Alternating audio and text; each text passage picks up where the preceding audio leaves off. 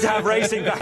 Well, the two-time world champion Gary Anderson seems to have put the loss of his world crown behind him at the start of this new season. He's been in cracking form here at the Masters tonight, knocking out rising Dutch star Benito van der Pas. 10-3 the score in Milton Keynes. Well, look at the average from Anderson, pushing towards 110.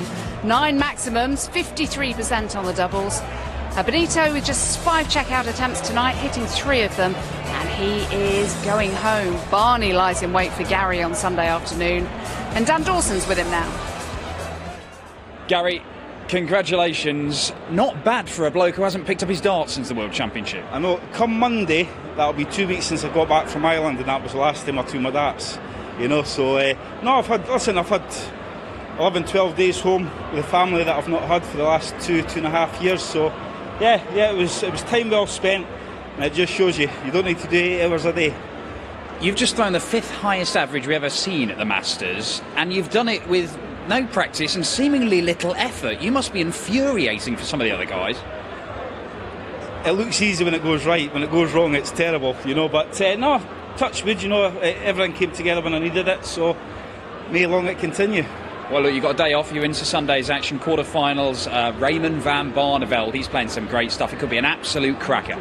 Every time you say that, it's an absolute rubbish game. So never mention good games coming up. No, yeah. I mean, me and Barney saw some crackers over the years, you know. So yeah, looking forward to it. Day off shopping, spend time with the wee man again. You know, loving it. Well, look, congratulations, Gary. Superb stuff. Cheers, Dan. Cheers, Dan. He's looking fresh, he's looking relaxed, isn't he, Gary Anderson? What a performance from him tonight for supposedly, well, no practice at all. Outstanding. I mean, there was only one real sort of mistake he made in leg 3.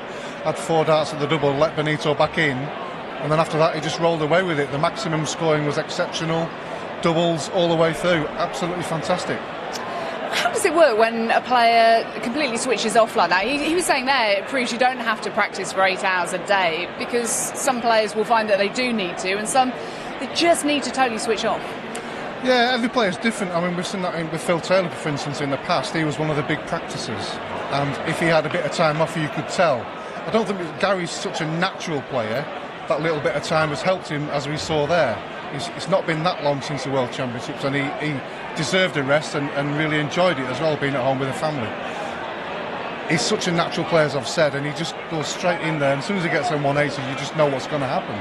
Do you think it's got anything at all to do with the fact that he did just lose out on his 3rd world crown, and perhaps not having all the media attention and the demands on his time that goes with it? He said there that the resultant downtime has helped him. Possibly, because obviously if he'd have won 3 on the trot, you know, he would have been doing a lot more things than he has been recently. Obviously Michael was the winner on the end, but he still got to the final, still number 2 in the world, still one of the players that can really only push Michael when they're both at the top of the game. But he's enjoyed his time off this time. He's now got the rest of the season, and he could win probably a few tournaments, no doubt. It's the first time we've had to ask you about the news of Phil Taylor announcing that he's going to retire after this season. So the next World Championship will be his last. What do you make of that? I wish he'd have done it a few years ago. In all the finals he beat me in. He's cost me a few quid. But he will know when it's the right time, and people will be telling him all sorts of things. But he will know himself. But it's not just the playing, it's all the travelling, all the practice and everything else around it that you have to put in. And he feels now at his age, and I mean, he's not played on the Pro Tour that much in 2016. Obviously not going to do that in 2017, and he probably feels it's the right time. But people will have their own opinion on it. My opinion is, he probably feels it's the right time, and he'll go up on a high, I think. He's still got a tournament in him. You look at his average there. Still played pretty well, didn't he? Yeah, he's not bad, is he? But even now, I mean, how would you try to put into words what he's achieved for this sport? Outstanding. He's really put it on the map. And when we started with Eric Bristow, the Bristow era, one of the big characters in the game, and then we got the standard from Phil Taylor, an exceptional standard as well for such a long period, 20 odd years, 16 world titles, all sorts of things he's won. He's probably had every challenge, and he's got over that challenge. You know, he's been there so long, it'll be strange when he's not there, but what he's achieved in the game has been exceptional, and we should applaud what he's done for the game. Absolutely. Still plenty of darts left in Phil Taylor, though, this year. Well, wins here in Arena MK this evening for Van Barneveld, Taylor and Anderson. Next up, a repeat of a first-round match from the Masters 12 months ago when Peter Wright saw off Ian White in a pretty decent contest, in fact. Let's get them out now with John. Thank you, ladies and gentlemen. Welcome back to the action that's coming to you live on ITV4 from the Arena MK. Yes, welcome back to the Unibet Masters, brought to you by the Professional Darts Corporation. And now, ladies and gentlemen, it's time to meet the players. In his third Masters, the winner of 3 PDC ranking events, Diamond Ian White.